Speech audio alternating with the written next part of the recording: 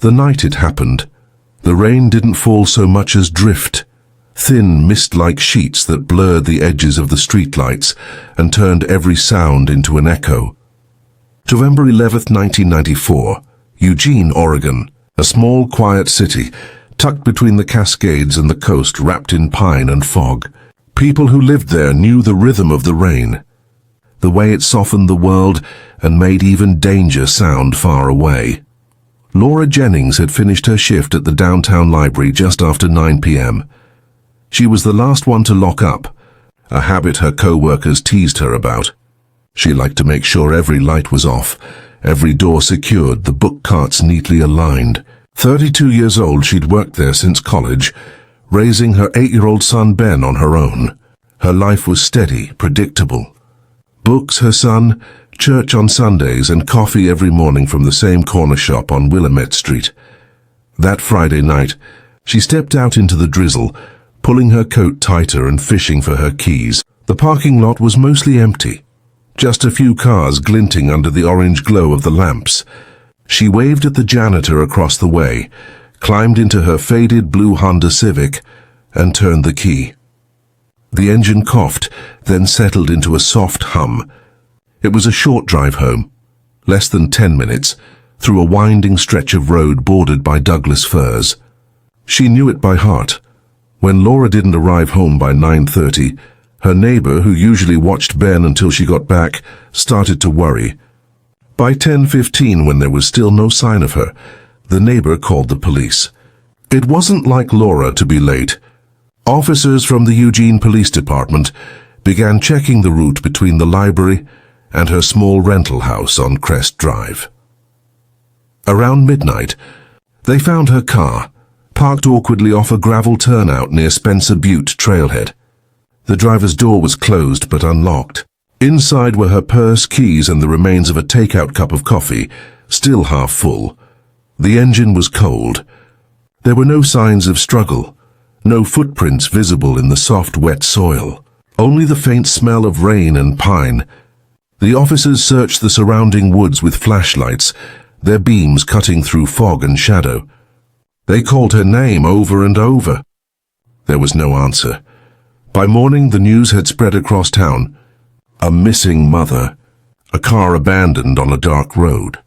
Local stations ran her photo, a gentle smile, brown hair tucked behind her ears, and volunteers began forming search parties. They combed trails, creeks, and ditches. Detectives interviewed co-workers, friends, ex-boyfriends, even patrons from the library. No one could make sense of it. 3 days later, a hiker spotted something near a drainage culvert half a mile from the turnout, a piece of fabric caught in the brush. It was a torn section of Laura's coat. The area was taped off, and more officers were called in. By dusk, they found what everyone feared, her body partially covered by leaves and mud. The autopsy confirmed she had been assaulted and strangled. The medical examiner estimated she'd been killed within hours of leaving work.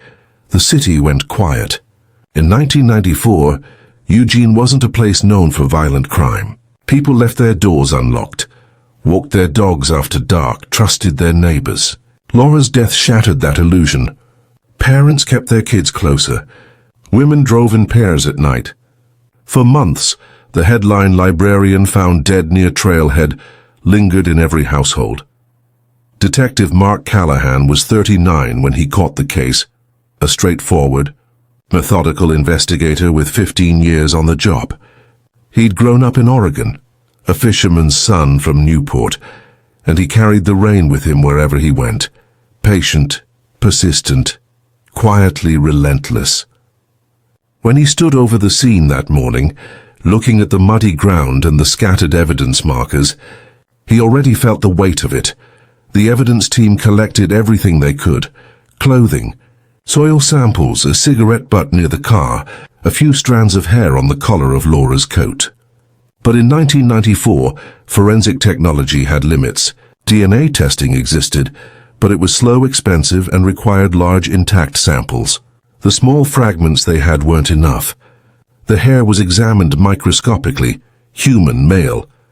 But that was all they could determine. Callahan and his partner, Detective Sanders, focused first on people close to Laura. Her ex-husband was ruled out quickly.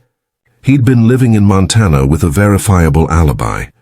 A co-worker admitted he'd walked her to her car a few times, but he'd been home with his wife that night.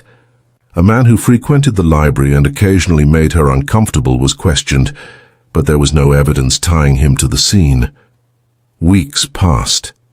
Leads dried up. The public grew restless. Callahan kept returning to the turnout where her car was found, walking the route she would have taken, replaying every possibility. He had a gut feeling that whoever did it knew the area well.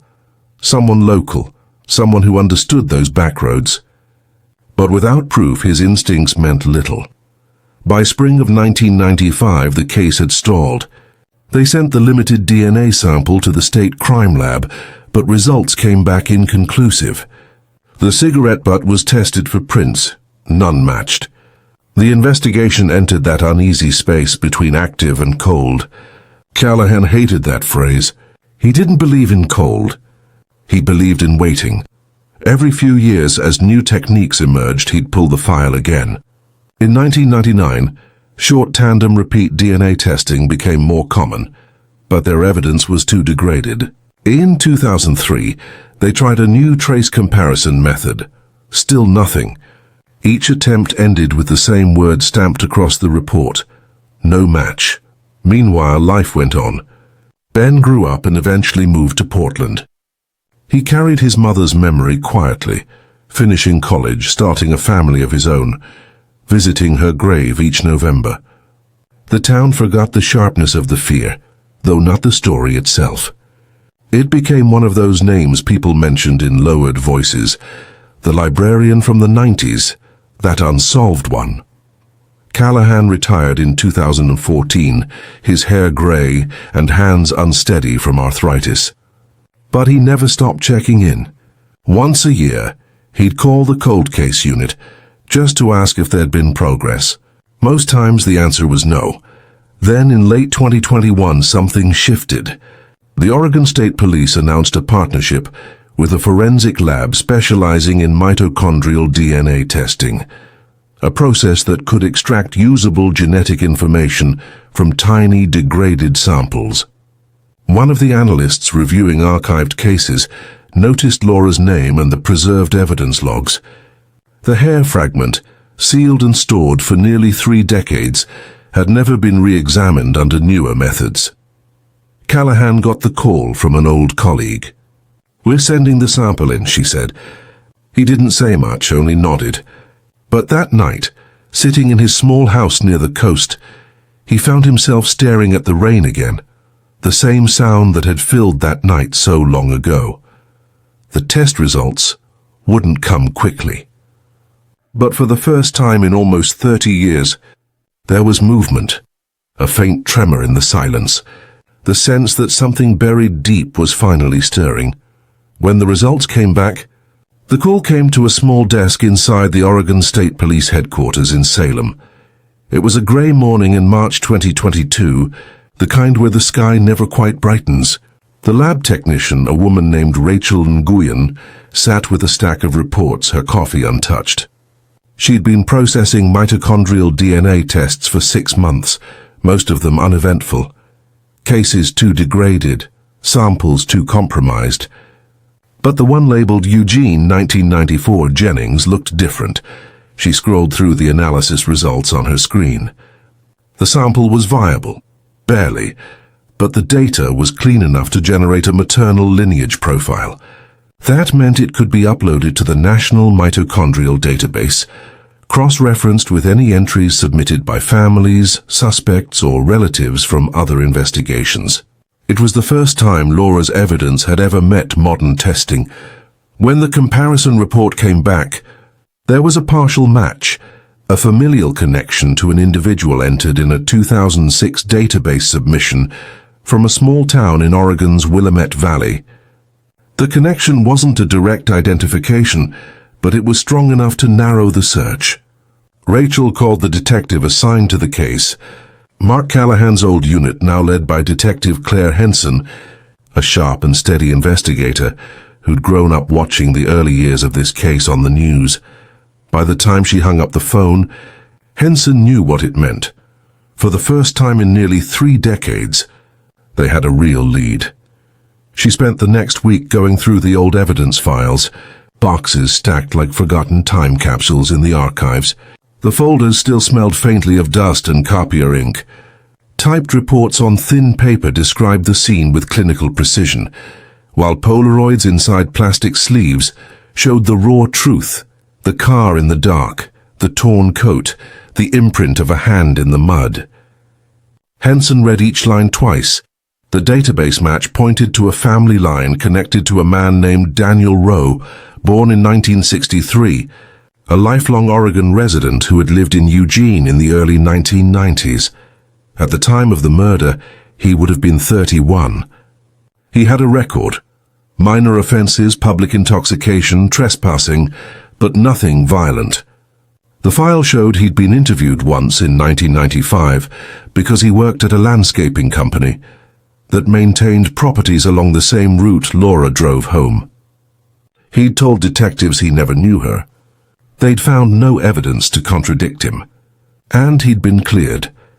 Henson studied his photo from that year, a young man with a thin face and the kind of tired eyes that came from too much drinking and not enough sleep. She couldn't shake the feeling that something about him had slipped through unnoticed. In June 2022, the department obtained a warrant to collect DNA from Rowe for comparison. He was now living quietly in Cottage Grove, 45 minutes south of Eugene, working part-time at an auto salvage yard. When the 2 officers approached him at his small trailer, he didn't resist. He signed the consent form, rolled up his sleeve and let the nurse take the sample without a word. The swab was sent back to the lab for full comparison. It took 3 weeks. Henson tried not to think about it, but every morning she checked her email first thing, half expecting the subject line that would change everything. It arrived on July 18th. Subject: Jennings case confirmed match. The results were undeniable. The hair found on Laura Jennings's coat was a mitochondrial match to Daniel Rowe. Not just a relative. Him. That night, Henson sat alone in her office, rain tapping against the window, reading and rereading the lab report. It was strange how clinical the words sounded for something so final. Probability of match exceeds 99.9%. 3 decades reduced to a few lines of data. She picked up the phone and dialed a number she hadn't used in years. Mark Callahan? There was a pause. Yeah, who's this? It's Detective Henson, Eugene PD. I'm calling about the Jennings case. He was silent for a long time. Then quietly he said, You found him. Yes, we did. He exhaled, the kind of breath that carried years of waiting. I never stopped hoping you would. The next morning the arrest warrant was signed. Officers from the state task force, accompanied by local deputies, moved in before sunrise. They found Rowe sitting on his porch, cigarette in hand, staring at the fog rolling over the hills. When they read him his rights, he didn't ask why. He didn't protest. He just nodded once and said, I figured this day might come. At the station, under the hum of fluorescent lights, Rowe was calm. His hair had gone grey, his hands calloused, but his voice was steady. When Henson entered the interview room, he looked up at her with something between resignation and fatigue. I didn't mean for it to happen, he said before she'd even asked a question. You knew her? He nodded. She used to come into the hardware store where I worked before landscaping. Talked about books. Always smiling. I thought maybe she liked me. That night I saw her drive by after work. I just wanted to talk. His version came out in fragments. He'd followed her car, flashed his lights until she pulled over near the trailhead. Things escalated quickly. Words, confusion, fear. When she tried to leave, he panicked. The rest he could barely say. Henson let the tape recorder run, the sound of rain outside punctuating his sentences. It wasn't rage or premeditation. It was impulsive, senseless. The kind of crime that left no reason to hold on to, only regret. When the interview ended, she stepped outside and leaned against the wall, letting the cold air hit her face. After 29 years, the truth was out. Ugly, human, irreversible. Rowe was charged with first-degree murder and booked into the Lane County Jail. The news spread across Oregon by nightfall. Local stations ran the headline, "Arrest made in 1994 Eugene murder." Some anchors who had been children when Laura died now read the story with somber reverence. For Ben Jennings, the call came on a quiet Thursday evening in Portland. He'd been helping his daughter with homework when the phone rang. When he heard the words "arrest made," he didn't speak for several seconds. Then he just said, "Thank you." After he hung up, he sat at the kitchen table for a long time, staring at the rain on the window, the same sound that had marked his mother's last night. He didn't feel joy. Not exactly. More like a slow, heavy release, as if the air itself had been holding its breath all these years. The courthouse in Lane County wasn't built for spectacle. It stood plain and square, a block of pale stone with small windows, and a flag that fluttered weakly against the Oregon sky. Yet by the time Daniel Rowe was brought there for his first appearance, the parking lot was full. Reporters, old classmates of Laura's, retired officers, people who had carried her name quietly for years, gathered by the steps, cameras glinting in the drizzle. Rowe was led inside wearing a wrinkled grey shirt and handcuffs. He looked smaller than his mugshot, thinner, older, drained. When the judge read the charges aloud, he kept his head down. The prosecutor requested no bail. The judge agreed. As deputies escorted him away, a murmur rippled through the room. The sound of relief mixed with something darker, the recognition that justice often arrives far too late to feel whole. For Detective Henson, the following weeks blurred together. Reporters wanted interviews, the department wanted statements, and every news station replayed the same footage of her leading Rowe from his trailer in handcuffs. She didn't like the attention. The real story, she thought, wasn't about police triumph or forensic innovation. It was about a woman who had been forgotten too long. She met with Ben Jennings the week after the arraignment. They sat in a quiet office overlooking the Willamette River, its grey waters swollen from the winter rain. He looked older than his 40 years, but his eyes still held traces of the boy from the photos in his mother's file. "Do you want to see him?" she asked carefully. Ben shook his head. "No, I don't want his face in my memory. I've carried enough." He asked about the evidence, the confession, the process ahead. Henson explained what she could. The DNA confirmation, the taped admission, the timeline of the trial. He listened silently, hands folded on the table. When she finished, he nodded. "I always wondered if I'd know the day they caught him," he said softly. "If I'd feel something change. But it's quiet. It's just quiet." Outside the courthouse, the town began to stir with conversation again. People who had lived in Eugene in the 90s called into local radio shows, sharing memories of the search parties and the candlelight vigils. Old newspaper clippings circulated online. Someone posted a photo of the original missing poster on a community forum, the one with Laura's smiling face, beneath the words, "Have you seen her?" The comments filled with messages of sorrow and relief. At the public library where Laura had once worked, her former co-workers, those who were still around, placed fresh flowers beneath her portrait near the front desk. The photo had been there for 29 years, framed and slightly faded. For the first time, someone taped a small note beneath it. Case closed. Never forgotten. Meanwhile, the district attorney's office began assembling the case. The evidence was strong. The DNA match, the confession, corroborating witness statements from the past. But prosecutors knew time was their biggest obstacle. Jurors would have to look at events nearly 3 decades old, sift through faded memories, and trust the science that had evolved far beyond what existed then. Rowe's defense attorney, a gray-haired man with a reputation for persistence, filed motions to suppress the confession. He argued that Rowe's age and mental state made the statement unreliable, that the DNA evidence was circumstantial, because mitochondrial testing couldn't prove direct contact. Henson sat through each hearing jaw tight, taking notes while the defense tried to unravel the truth she'd spent months rebuilding. Through it all, Rowe rarely spoke. In court, he kept his eyes down, hands clasped. Once, as he was being led out after a pre-trial hearing, he glanced briefly toward the gallery where Ben sat. Their eyes met for a single second, and in that moment, decades collapsed between them. Ben didn't see a monster, just a man stripped of excuses, but it was enough. He looked away and never met his gaze again.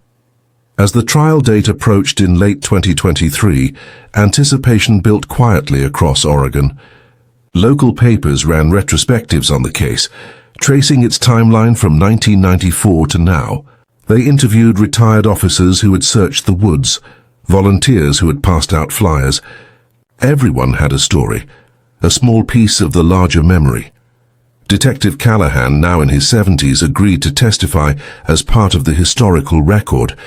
He arrived in court wearing his old badge on a chain, a token of the years he'd given to the case.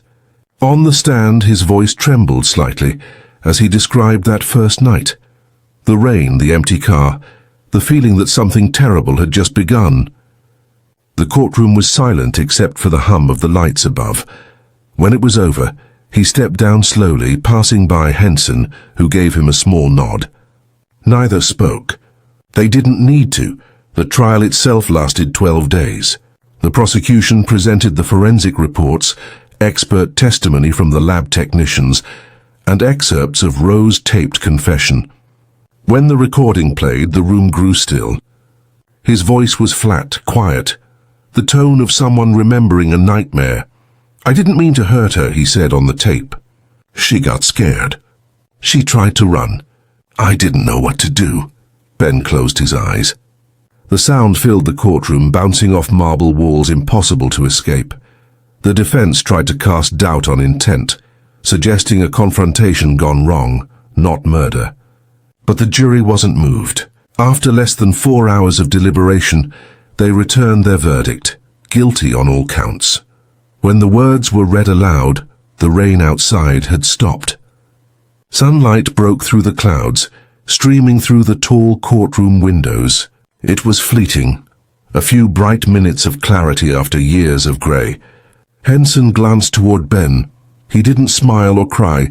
He simply let out a long breath, as if exhaling every storm he'd carried since 1994. Rowe was sentenced to life in prison without parole. He nodded once when the judge read the sentence, said nothing, and was led away. That night, the news stations replayed footage of the verdict. Reporters stood in front of the courthouse as rain began to fall again, describing how a decades-old Oregon mystery had finally found its ending. In living rooms across the state, people who remembered the case watched quietly, their faces lit by the pale blue glow of their televisions. In Eugene, at the small house where Laura's son had grown up, Ben returned home and stood by the window listening to the rain. The city looked almost the same as it had all those years ago. Wet streets, flickering lights, the faint smell of pine through the open window. He thought of his mother's voice, the way she used to read aloud at night, her laughter soft and unguarded. The verdict didn't erase the loss, but it settled something deep inside him, a space that had been waiting too long for peace. In the weeks after the verdict, Eugene seemed to breathe differently. It wasn't louder or busier, but there was a quiet shift, the kind that comes after a long-held question finally gets its answer. People who had lived through the early 90s found themselves talking about Laura Jennings again. Her name returned to the air like a song everyone once knew, but hadn't sung in years. At the public library, the staff gathered one Saturday morning before opening hours. The director, a soft-spoken woman who had joined years after Laura's death, stood near the portrait that hung by the entrance. A vase of fresh lilies rested beneath it. She cleared her throat, her voice trembling slightly as she spoke. "I didn't know her," she said, "but I've heard the stories. She loved this place and she loved this town. We owe it to her to remember that part. Not just the tragedy, but the kindness she brought into this building." They spent the rest of the morning assembling a small memorial table with photos and books she'd once catalogued. People began leaving handwritten notes, small pieces of memory. "You helped me find my first job. You taught me to read to my daughter. We didn't forget you." Detective Henson visited once quietly after hours. She stood near the table and read each note. It was strange to see the case distilled into warmth and gratitude, far from the autopsy reports and crime scene photos that had defined her months of work. For a long time she'd told herself that justice was the only closure that mattered. But standing there, surrounded by reminders of Laura's life, she realized that closure wasn't a single moment. It was something that lived in people. Slowly, over time, her office grew quieter after the trial. The calls stopped. The reporters moved on. She began reviewing other cold cases. The files stacked high on her desk, names, dates, and black and white photos that all shared the same haunting incompleteness. Yet something about the Jennings case lingered with her, a reminder that patience and persistence could bend the arc of time back toward truth. One afternoon in late winter, she received a letter. The handwriting was uneven but careful. It was from Ben Jennings, Detective Henson, it read. "I wanted to thank you, not just for what you did for my mother, but for what you gave back to everyone who loved her. I used to think answers were the only thing that could heal. But what really matters is that she's remembered as someone worth finding. You gave her that. That's more than justice. That's peace." She folded the letter neatly and placed it in her drawer. She didn't need to reply. Some things she knew didn't need words. Meanwhile, Rowe began his sentence at the Oregon State Penitentiary in Salem. He was assigned to a small cell in the aging section of the facility, where most inmates were serving life terms. His days were quiet. According to reports from the corrections office, he spent most of his time in the library or the chapel, speaking little to anyone. Inmates who knew him said he rarely mentioned the case, though one recalled hearing him say they found what they were looking for. Maybe that's what she wanted. The press eventually lost interest, as it always does. The cameras left, the headlines faded, and life returned to its quiet rhythm. But in Eugene, the people closest to the story continued to live in its shadow, not with pain anymore, but with remembrance. Ben decided to sell the old family home where he'd grown up. It had sat on the edge of town, surrounded by Douglas firs and wild grass that swayed in the wind. Before handing over the keys, he walked through each room one last time. The faded wallpaper, the cracked tiles, the spot near the kitchen window where his mother used to sit with her morning coffee. He stood there for a long while, letting the silence stretch. Then he whispered, "We made it, Mom," and left. He moved to Portland, taking a job as a teacher at a small community college. Sometimes when students asked why he taught literature, he'd smile faintly and say, "Because stories matter. They remind us that people do too." He never mentioned the case.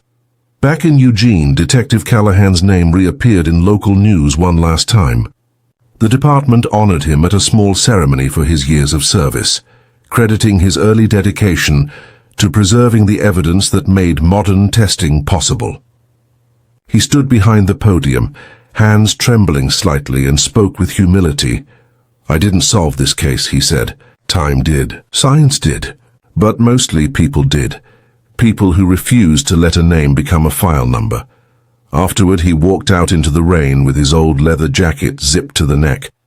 He looked down the wet streets, where the streetlights shimmered in puddles, and felt something lift from his shoulders, the invisible weight he'd carried since 1994. The Jennings case changed more than just one investigation. Within a year of the verdict, the Lane County Sheriff's Office expanded its cold case program, dedicating new resources to re-examining evidence with advanced forensic techniques. Several other dormant cases from the late 80s and early 90s were reopened, some yielding promising leads. The renewed attention brought comfort to families who had waited decades for answers.